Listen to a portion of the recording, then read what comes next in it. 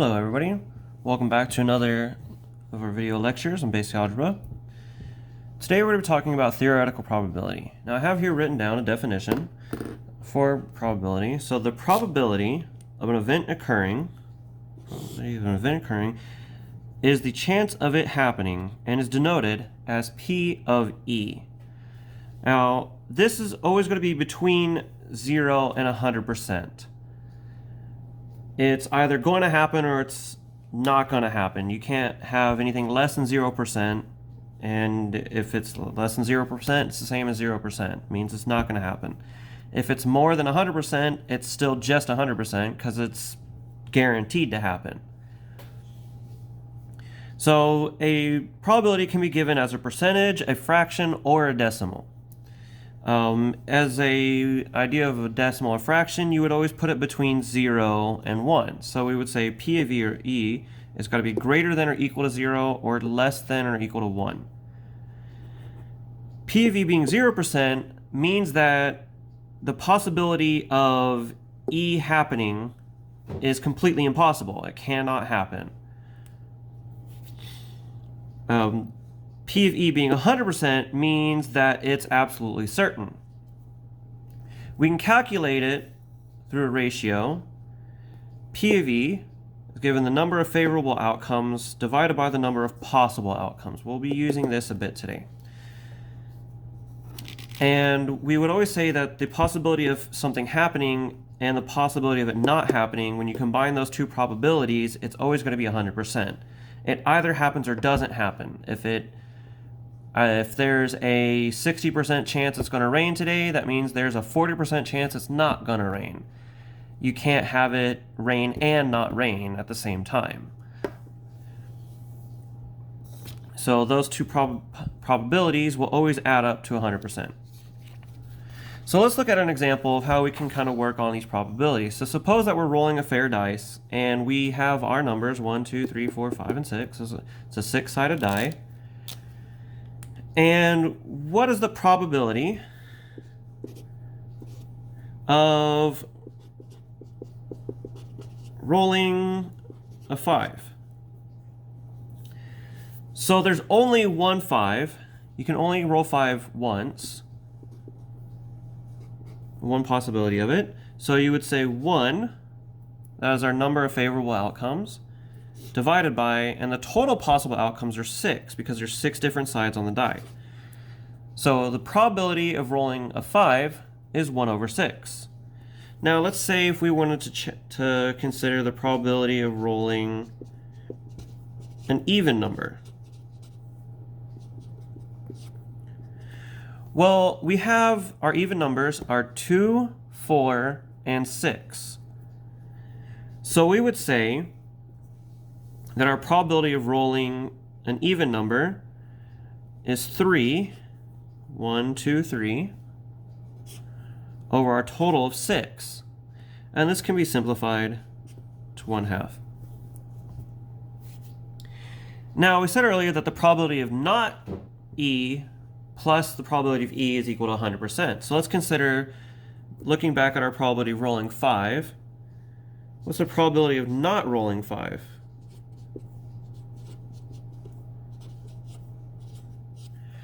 Well, if we look at our numbers,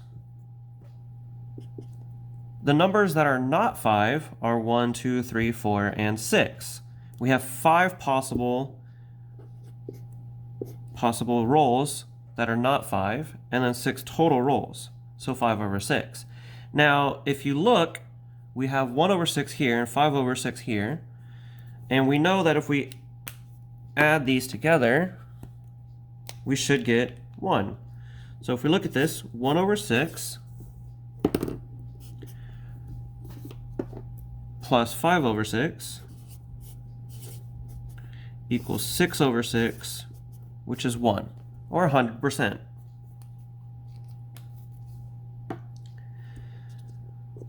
So let's look at another example.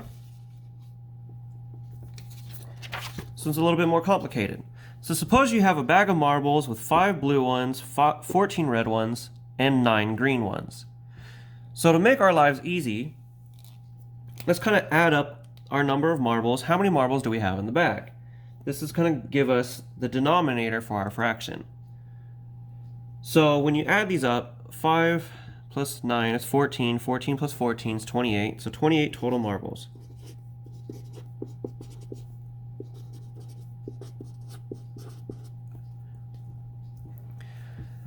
So let's say you were drawing a blue. So what's the probability of picking a marble out and it being blue? Well, this is going to be 5 over 28. There's 5 total blue marbles and 28 total marbles. So our probability, our theoretical probability, is 5 over 28. Now let's see, say you were to bring out a green one instead. So we haven't taken any marbles out of the bag. Let's put that blue one back. Say we've got 28 marbles in there again. So the probability of pulling out a green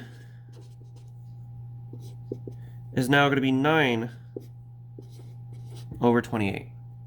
Because there are 28 marbles in the bag, and there are 9 of them are green. Now let's make this really interesting. Suppose we took a blue marble out. What would be the probability of drawing a second blue marble? So let's look at this. Second blue. Well, if the first one we drew was a blue marble, then the second one we draw, there would be less blue marbles to draw from. So since we have 5 in there and we drew a blue, there would be 4 left. And since we took a marble out of the bag, instead of 28 marbles, we'd have 27. So your probabilities can change when you're calculating an event happening after another event. If we were to have drawn a blue after a green,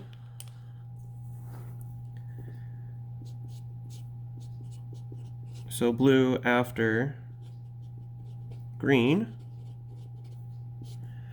Well, if we drew a blue after green, that means that we still have 5 blue in the bag. So we would say 5, but we've taken out the green marble, so this 28 goes down to 27. So this one we said we drew 2 blues. This one's a green, then blue. Now, drawing a blue then green would be different if we drew a green after blue. So we just drew 1 blue, and now we're trying to see what we would get for a green. Now, we had 5 blue initially. We drew 1. So now we have 27 marbles in the bag. But we still have 9 green ones. Because we're drawing, the first one we drew was a blue, and now we're drawing a green. So since there are still 9 green in there, we would say 9 over 27. And as we know, 9 over 27 simplifies to 1 over 3.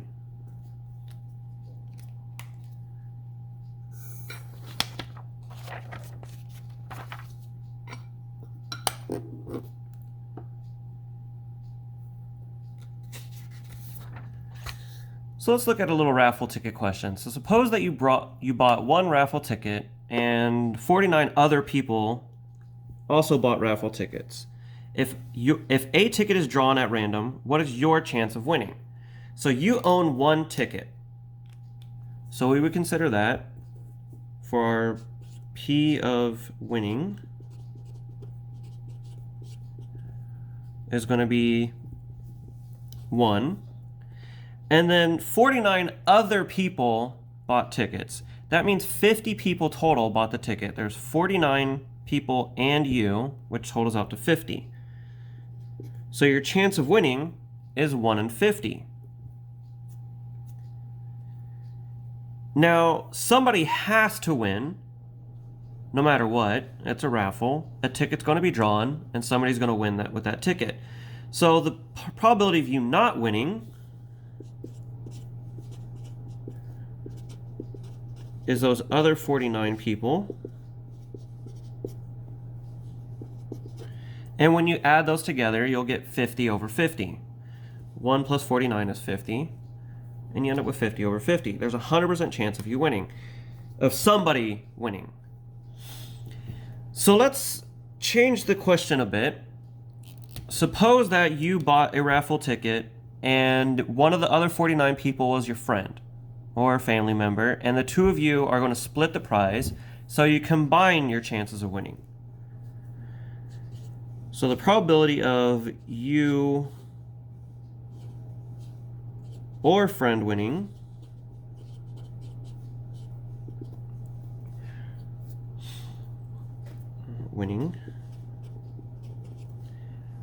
well, you've got a ticket and your friend's got a ticket, so that gives you 2 tickets out of the total 50. This gives you a total chance of winning of 1 over 25. This has doubled your chance to win. Now, if more tickets are sold, then you reduce your chances of winning based upon how many more are sold. If 100 tickets total were sold, you would have 1 over 100.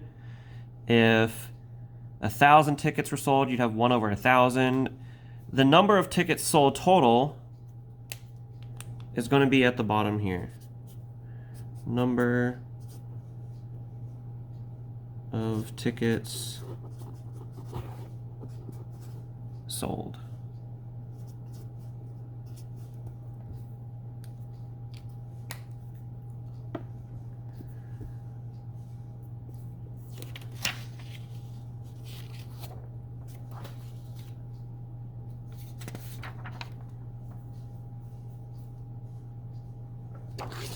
So let's look at this. So suppose that this was a bullseye and you're throwing darts at it, and we're trying to find out what the probability of you landing or throwing your dart into the bullseye, into the shaded region here.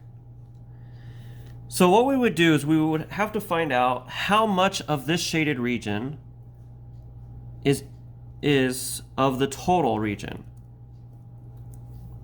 So how much of the total region does the shaded region fill in? So we have here a circle of 20 inches in diameter, and the inner circle is 10 inches in diameter. Now to find the area of a circle, we have A equals of a circle is pi r squared. Well, our outer circle here has a diameter of 20, so that means its radius is 10. So the area of the outer circle, or the total area, is going to be pi times 10 squared, which gives us 100 pi. 100 pi, because 10 squared is 100. And then for this inner area, the shaded region, the radius is going to be 5.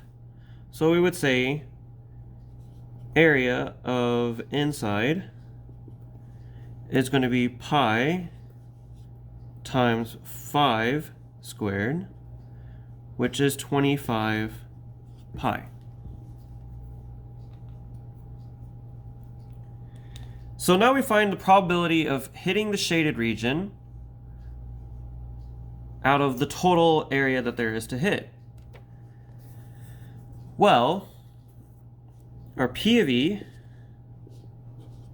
or hitting the shaded region, where E is the hitting the shaded region, is going to be 25 pi over 100 pi. Now the really nice thing about this is that these pi's will cancel out, and you're left with 25 over 100. this is just 25%. Or 0.25 or 1/4. 0.25 or 1/4. So those are the different ways that you could write this. That means you have a 25% chance of hitting this bullseye. So let's make it a little bit more interesting. Suppose that we have something like this. Now this is a much more interesting little setup, trying to get one of those shaded regions, because you have these little squares here. And they are much smaller than that circle that we had, individually, at least. So once again, area of a circle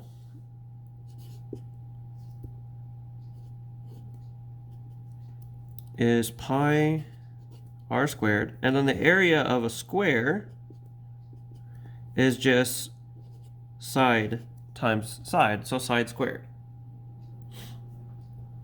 Well, each of these individual squares have sides of 3. So we're going to say that they're each 3 squared, or 9 inches squared. And the inner circle, or the total circle, sorry, is the same as what we calculated in the last one. Has a radius of 10, so it's going to be 100 pi.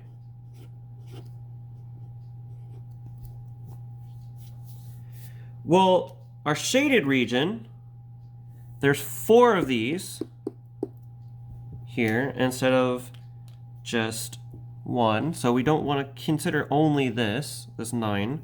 So the total area shaded is going to be 9 inches squared times the 4 different shaded areas. This gives us 36 square inches.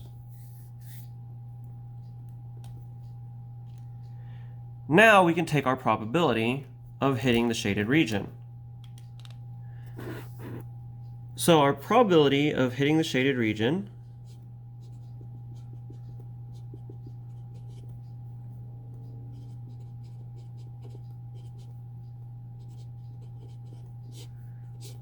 of hitting that shaded area is going to be 36 over 100 pi. Should have put the squared inches on that area there too. That's all right. Now here the inches squared are going to cancel out. You don't have to worry about those. Now you cannot say that this is 36%. And the reason why is because the pi here does not cancel with anything in the top. There's nothing to cancel out that pi. So we're going to go ahead and calculate this 100 pi. And we're going to round pi to 3.14. So let pi equal 3.14.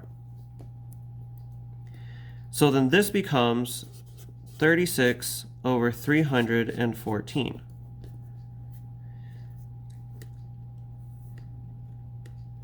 And then we can try to simplify this as a decimal. This gives us 0.1146, or say 1146. So let's call this about 11.5%. So approximately 11.5%, or you could say 0.115, and as a fraction, it reduces down to 18 over 157.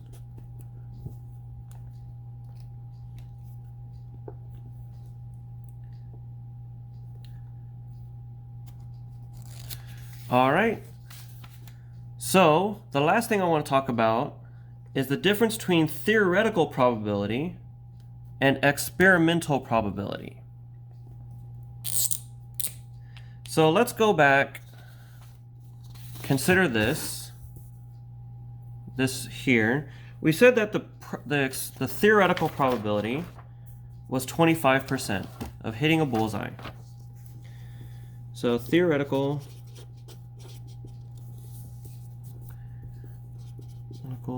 probability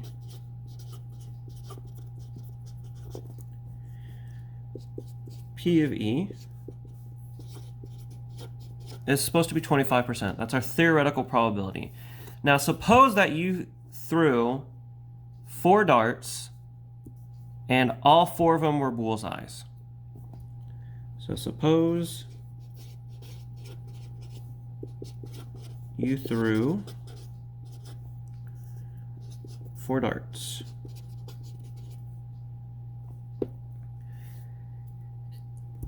If all 4 darts hit this shaded region, hit this here shaded region here,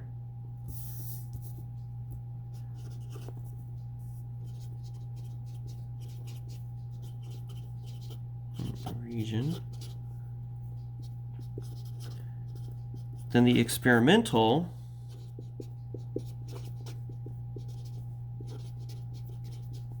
probability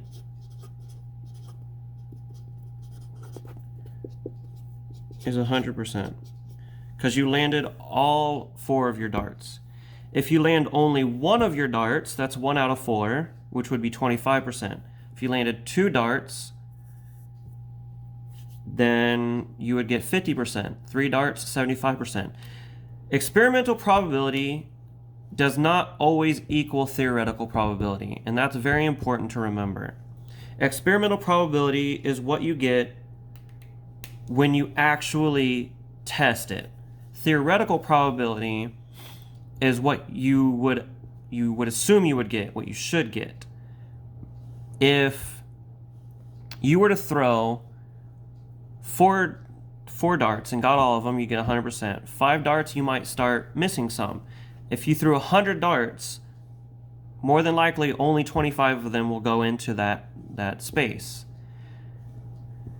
So as you experiment more and more, usually your experimental probability will reach towards your theoretical probability. Similarly to flipping a coin, if you flipped a coin 10 times, you might get 6 heads. If you flip the coin 50 times, you might get 27 heads, which is close to a 50% chance. But after you flipped it 100 or 1,000 times, you should come out to be that 50% chance of getting heads.